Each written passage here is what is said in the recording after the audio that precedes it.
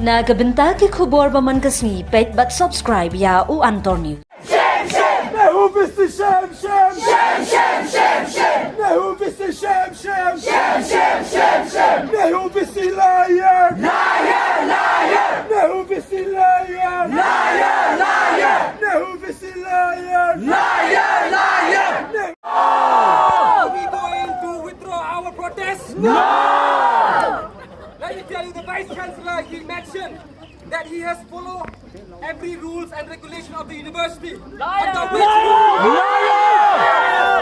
which rule and regulation of the university did the registrar appoint, or did the Vice Chancellor appoint the registrar, the Deputy Registrar, the person who was on the 146th list in the non-eligible list of the candidates.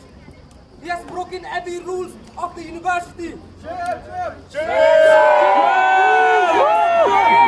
mentioned that he will not terminate the tenure of the registrar and the deputy registrar. And we, the students, we will not back down until and unless the Vice Chancellor he terminates the registrar, the deputy registrar, the other official members, other officials of the university, and we shall continue to staff, even if we have to staff to death also. We will continue. We shall never back down.